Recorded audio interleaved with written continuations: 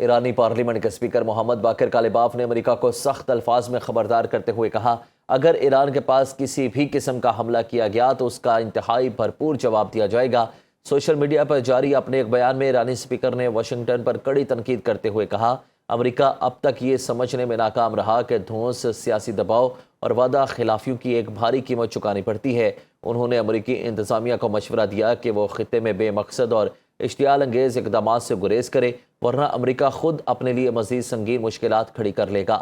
آبنہ Hormuz کی صورتحال پر واضح موقف اختیار کرتے ہوئے باقر کالباف کا کہنا تھا کہ اس اہم ترین سمندری گزرگاہ میں تجارتی جہاز رانی صرف اور صرف ایران کے سیکیورٹی انتظامات کے تحت ہی ممکن ہوگی، اسے کسی بھی امریکی دھمکی کے ذریعے کنٹرول نہیں کیا جا سکتا۔ ایران نے امریکہ پر مفاہمتی یادداشت کی سنگین خلاف ورزی کا الزام عائد کرتے ہوئے دو ٹوک الفاظ میں واضح کیا کہ تہران اپنے قومی مفادات، حاکمیت اور خود مختاری کے تحفظ پر کوئی سمجھوتہ نہیں کرے گا۔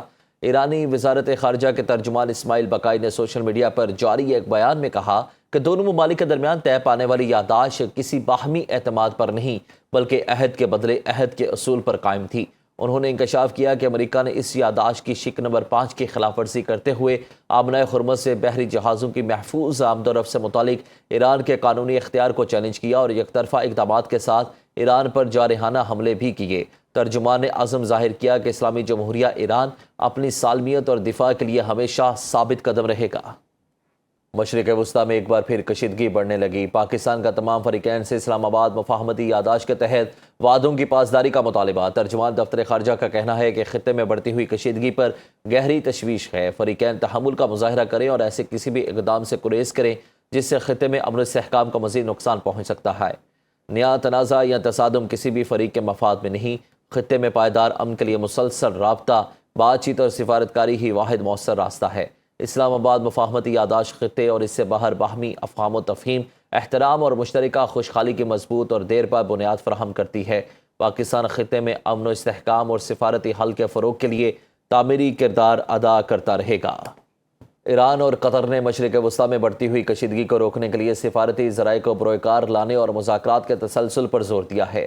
ایرانی وزیر خارجہ سید عباس عراقچی اور قطر کے وزیر اعظم اور وزیر خارجہ شیخ محمد بن عبد الرحمن ال ثانی کے درمیان ایک اہم ٹیلی فونک رابطہ ہوا، جس میں خطے کی تازہ ترین صورتحال، خصوصاً آبنہ ہرمز میں حالیہ پیش رفت اور سیکیورٹی امور پر تفصیلی تبادلہ خیال کیا گیا۔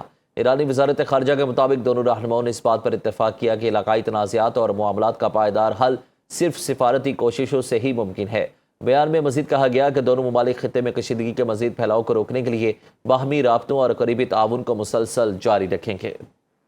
امریکی حملوں کے بعد عالمی منڈی میں خام تیل کی قیمتوں میں پھر اضافہ ریکارڈ۔ برطانوی کروڈ آئل 7% سے زائد مہنگا ہو گیا۔